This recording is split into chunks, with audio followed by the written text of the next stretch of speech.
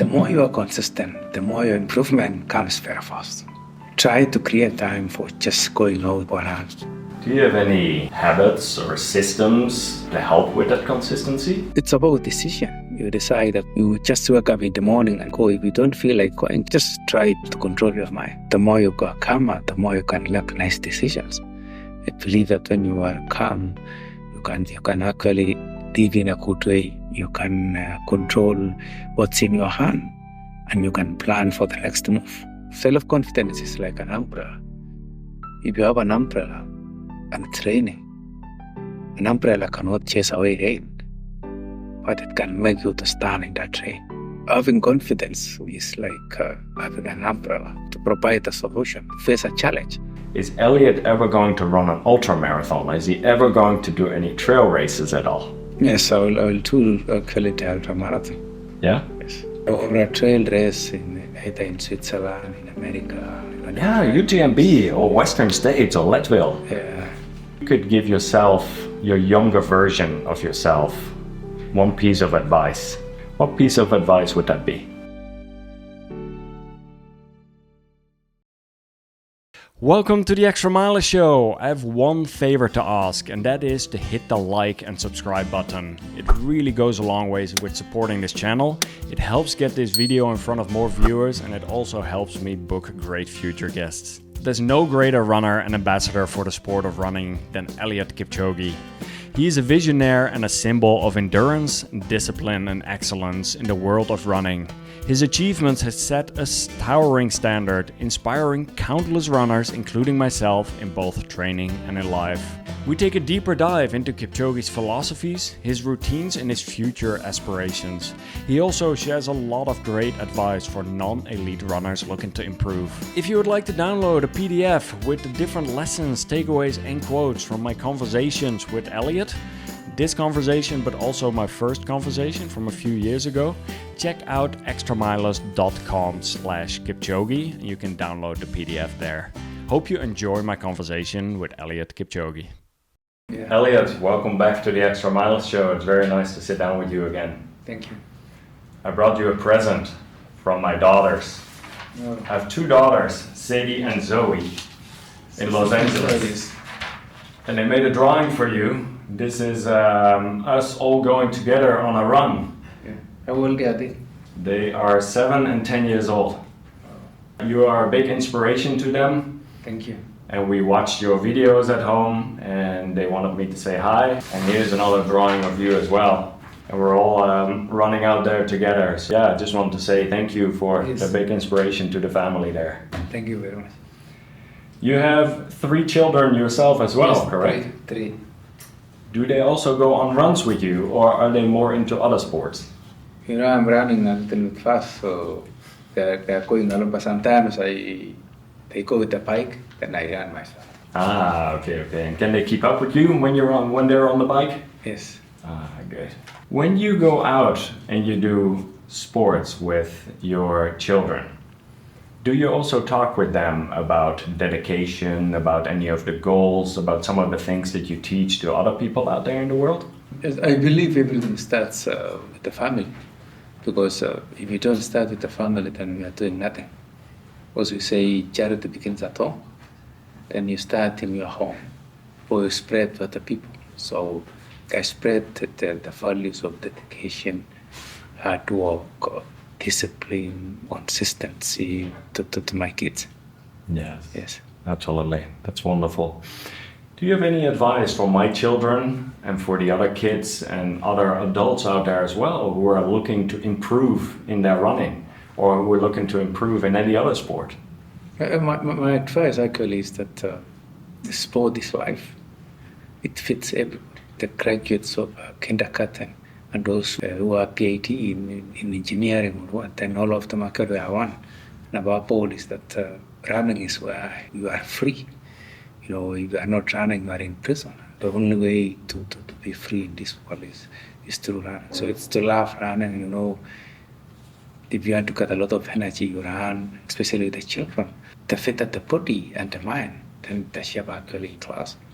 And that's what I see with you too. You have a lot of fun when you're running, right? Like I often see you smiling when you're running, and that is such an important part in the training and the racing as well. So Yes, that's love. That's loving what you do. They say in science there is no perfection. There is no word called perfection. But if you love what you do, then that's next to perfection. yeah, you and I yesterday we both ran the Tokyo Marathon, and it was a beautiful course, a beautiful day out. Sometimes our training runs go well, sometimes our races go well, and sometimes it doesn't go according to plan. What advice do you have for other runners out there when their training runs or their races are not going according to plan? Do you have any thoughts or any ways that they can deal with that? I'll give you an example of a horse. With horse racing, you can go to training with a horse every day, and the horse will run very fast. But during the race, you can't know what will happen. Maybe random problem can come in, and you can't perform. What I'm trying to say is that it's not the end of the world when you don't perform.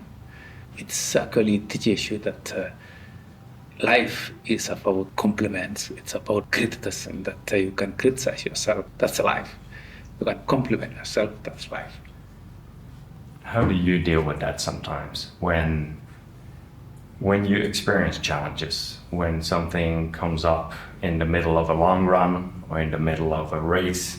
You have to really dig deep, but sometimes it's challenging. Do you have any mantra that you tell yourself? Is there anything that you do to get through a tough spot?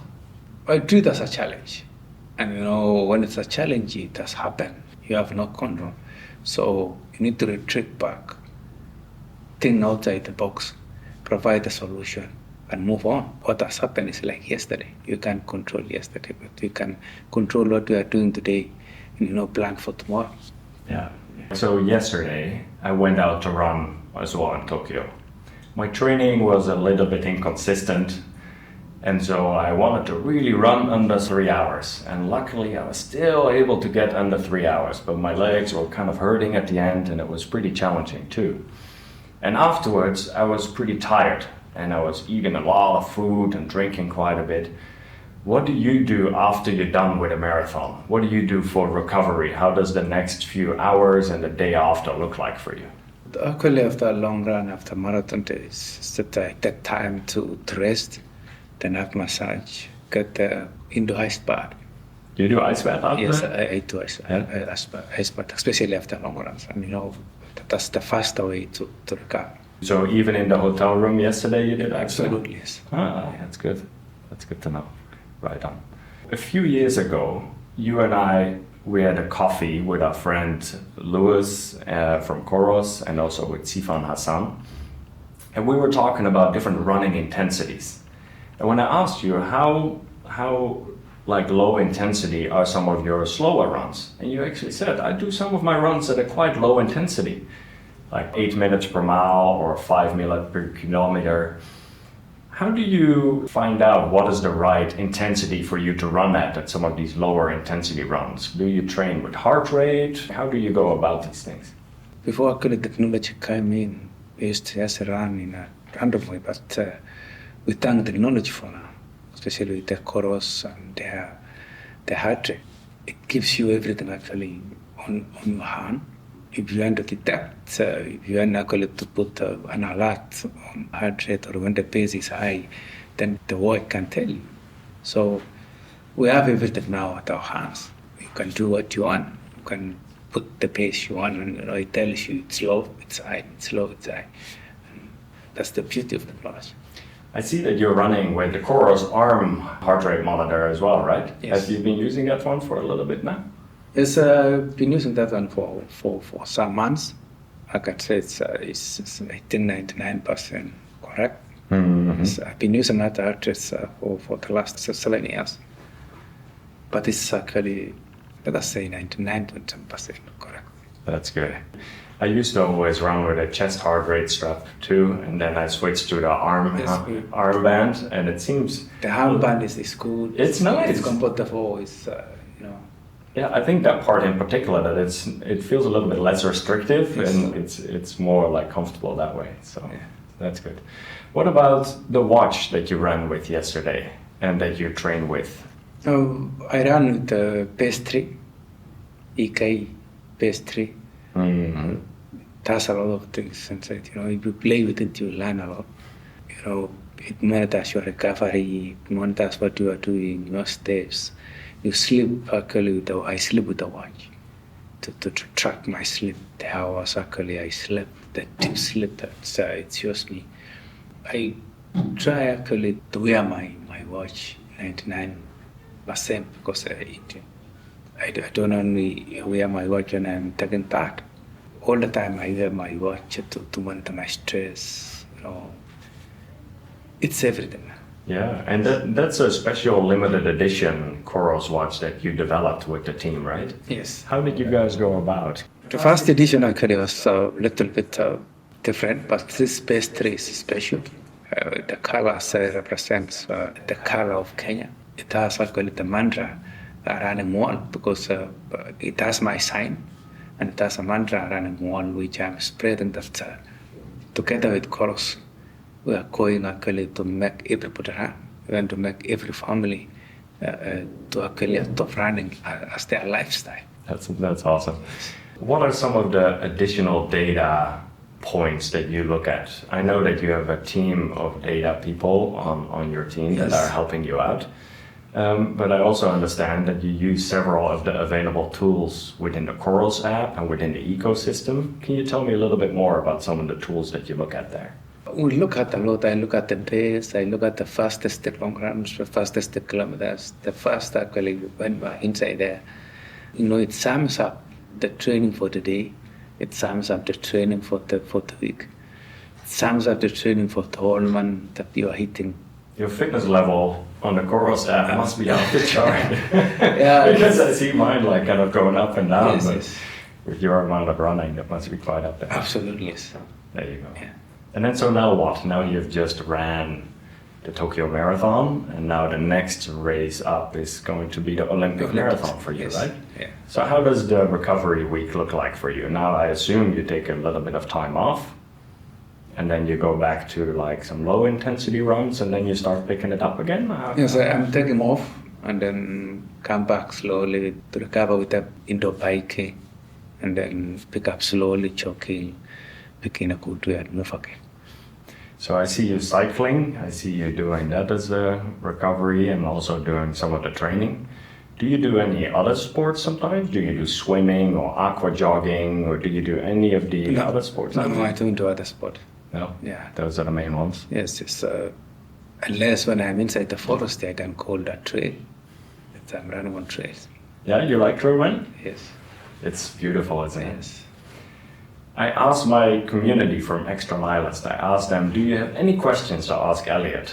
And several people ask, is Eliud ever going to run an ultra marathon? Is he ever going to do any trail races at all? Yes, I will do actually the ultra marathon. Yeah? Yes. That would be really wonderful Yes. to watch. Yeah. So would that also be like... Or a trail race either in Switzerland, in America. Yeah, UTMB or Western States or Leadville. Yeah. So that would be really exciting to watch that. So, there's quite some people listening to the podcast who are non-elite runners, recreational runners. Do you have any advice for other people looking to improve in their running? Like any tips that you think could help people become a stronger, healthier, happier athlete? The best tip actually is consistency. The more you are consistent, the more your improvement comes very fast. Try to create time for just going out for a run. And the more you're taking channels on what you are doing, although the phone, if you connect it with the watch, can record actually everything. But being consistent is what makes you run fast. It's what makes you to go to another step. Do you have any habits or systems that you set up to help with that consistency? Is there any way that you can help make that easier to be consistent? It's about decision. You decide that from Monday to Sunday you went to run. You create time. You just wake up in the morning and go. If you don't feel like going, just try to control your mind. That's the only way to keep consistency. Yeah. Yeah.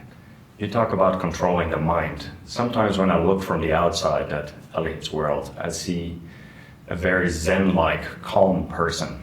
How are you able to be so calm and controlled, even when there's quite stressful situations sometimes? I believe that this world is full of criticisms and compliments. And that's what makes me to be calm. I believe that the more you are calmer, the more you can make nice decisions. I believe that when you are calm, you can live in a good way. You can control what's in your hand, and you can plan for the next move. I see you do quite a bit of journaling as well, right? I do a lot. Yeah. I really channel my trainings. I really channel what I'm reading. I have 22 channels now for training, which represents 21 years. What are some of the things that you write about? Is it a recap of your runs, or is it just some of your thoughts that come to mind? Not really my thoughts, but the program of the day, what I'm doing for the whole day. That's exercises, morning run, evening run, biking, massage. That's what I'm recording. I don't want to miss anything actually. I record also all the shoes that I'm using every day. I think journaling can give us a lot of information, and sometimes we start to recognize certain patterns as well. When we write down something, we notice it again the next day, we start to recognize some of these patterns, and I think it's a wonderful way. Yeah, it's a wonderful way. So, they say write it and you'll remember it. That's the only way to go. Yes.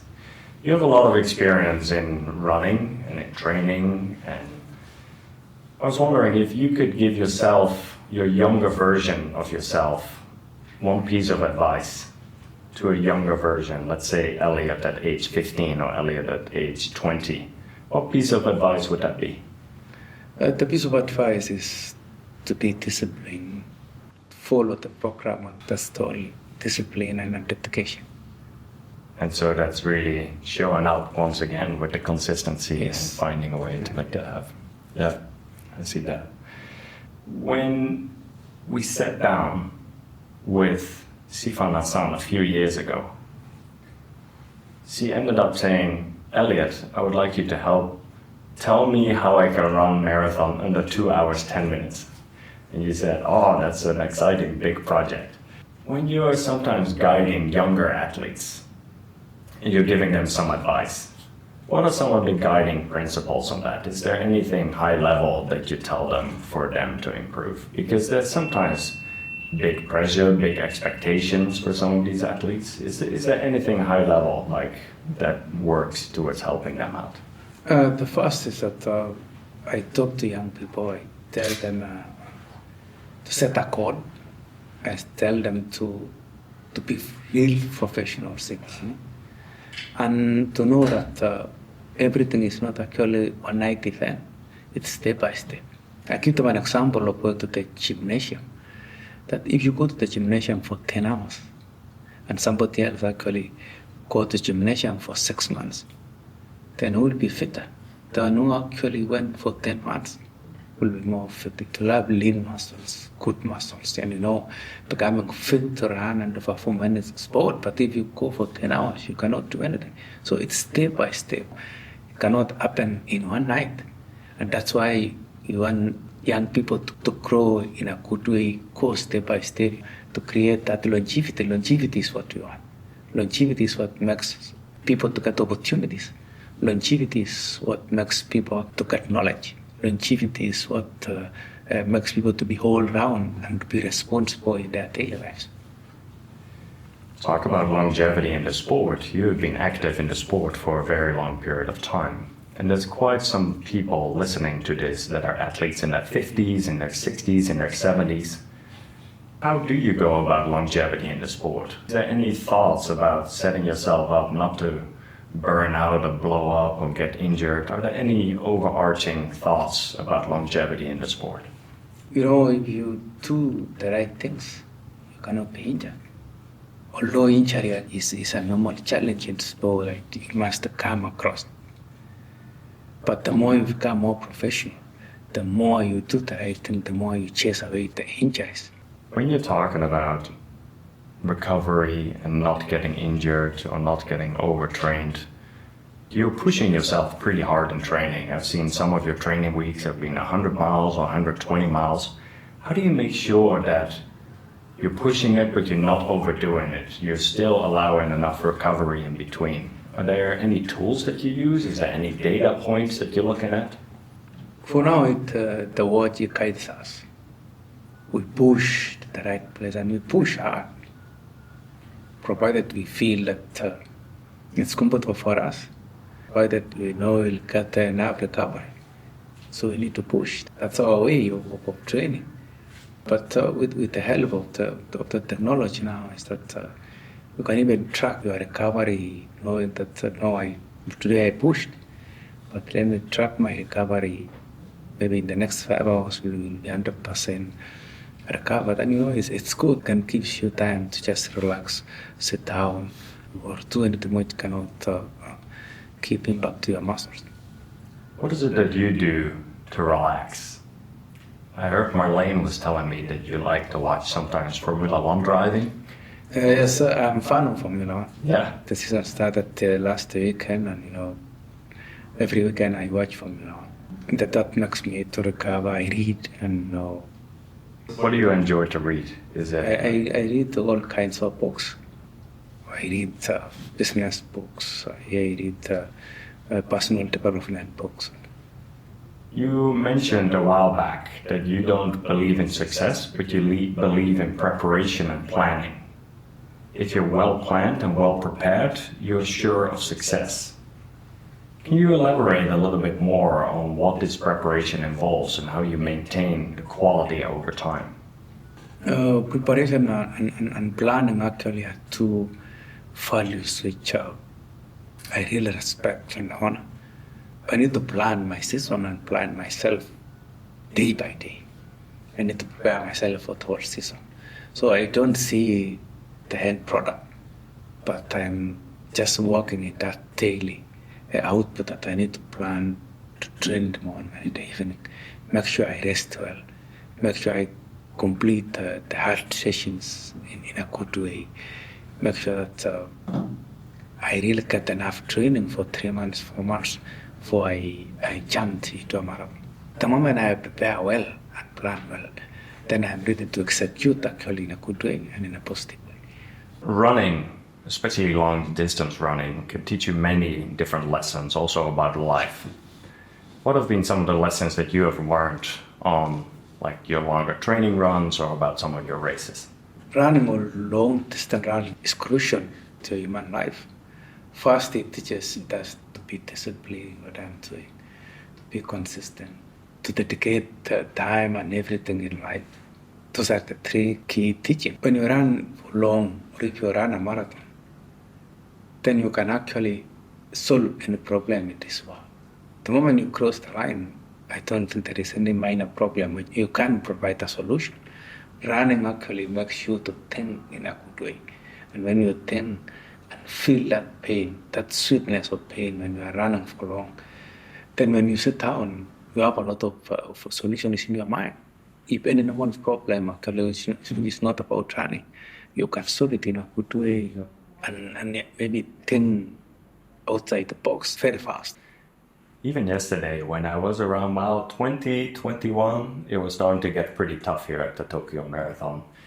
And at that point, all I could think about was focus on this next step in front of me and really try to be in the moment. When you're running and like you get to the later stages of a race, is there any cues that you give yourself? Is there any reminders or any things that you tell yourself to be able to keep digging deep, to keep moving forward at those stages? Yes, at the end of the later stages, actually, I really talk to myself, put myself in a training mode when I was training and say, hey, if 5 kilometers remaining, I've been running very well and feeling in a good way at home, training. That this one is like training. Still push, and I'll make. What is the best piece of advice that you have ever received as a runner? The best advice I was given by my coach a long time ago, 20 years ago, treat yourself as the best one. That's the best advice still in my mind. Can you explain that a little bit more? Treat myself as the best one is really crucial, because at the starting line, you treat yourself that you are the best trained than everyone.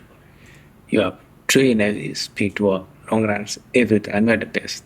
That's where you need to win. Because if you know that I'm the best than everybody, and you love yourself, knowing that I have done all this work in a professional way, and in a good way, in a positive way, without any pain, then you are ready.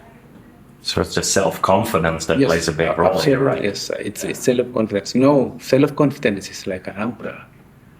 If you have an umbrella and it's raining, an umbrella cannot actually chase away rain, but it can make you to stand in that rain. So having confidence is like having an umbrella to move, to provide a solution, having an umbrella to face a challenge, having an umbrella to anything which comes your way. Yeah. With your training, do you sometimes look at additional data like your cadence, your stride length, your running form? There's a lot of data available right now. There is a lot. And, I use the board, which I put actually our training, and it shows even your strides. It shows whether your legs, your both feet actually are balanced. So that's the things I'm seeing. If two of my feet are not balanced, maybe it's 52 and other one is 48, and there is something wrong with your legs. You need to see the visual therapist. But 49.8 and 50, it's good. That's interesting, because I have seen that myself too, that sometimes the balance is off. And it's hard to be 50-50. Yeah. And so then you do work with a physical therapist? Yes. And you have your own personal... Absolutely. Yeah, that's a big part of your... Yeah. Okay, good. In closing, last question here. There's a lot of athletes that look at you from over the years. They've seen you improve, they've seen you perform well, and they're doing their own version of training. They also have full-time jobs, they have kids. Do you have any closing thoughts for people to become a stronger, healthier, happier athlete out there? They say health is your wealth. The only way to be well is to make sure you are fit. I'd like to really encourage them to really run, be consistent with runs. The more they run, the more actually they improve in their lives. If there are children going to school, if there are people walking actually, the more you are fit, the more you can sit for long. The more you are fit, the more you can perform in your office. If you compare somebody who is not doing any fitness and somebody who is doing a sort of fitness, those are two people who can produce different results. So let us actually encourage running. Let us run and enjoy this world. The only way to enjoy your life is run. Feel that sweetness in running. Just come, take a shower, go to work. So next up, it's going to be the Olympics for you. Yes. I'm really excited to follow your training journey and to watch you at the Paris Olympics. So wishing you all the best for your upcoming race here. Thank you very much. Thank you. I appreciate you, Eliud. Thank you. As we wrap up another conversation with Eliud Kipchoge, I would like to share several of my lessons and takeaways from the things that he shared. Not just about running, but also about life itself. Kipchoge isn't just a marathoner, he's a philosopher, he's a teacher and a mentor to many. Before we started recording this conversation in Tokyo, I noticed that Eliud seemed quite down, low on energy, low tone of voice. This was much different compared to the previous few conversations that I've had with him, also in person. And so I knew that there had been several things going on in the background. He had received death threats around the whole passing away of Kiptum. There had been allegations that he was involved in this. There were all sorts of online trolling going on, and it was a horrible situation. BBC actually recently reported about this as well. And so in several of the days leading up to the Tokyo Marathon, Eliud was unable to sleep because of all of the stressful things that were happening in the background. They literally threatened to burn down his house, to hurt his family, and it was horrific. Anyways, I could tell that something was going on beyond his performance that was disappointing for him in Tokyo itself. He had the worst performance of his entire career. Out of 19 marathons, he ended up placing 10th. So at the beginning of this conversation, I wanted to find a way to almost like cheer Eliud up, to find a way to connect with him on a deeper level. And this is why I started out the conversation by sharing a picture that my daughters had drawn for him. I knew that he had 3 kids himself. I have 2 daughters, and I knew that that would create some type of father bond that hopefully would just break the ice and leave some of the negativity behind, at least for the duration of that conversation. Eliud responded with stories of his own children who sometimes run with him or bike alongside him.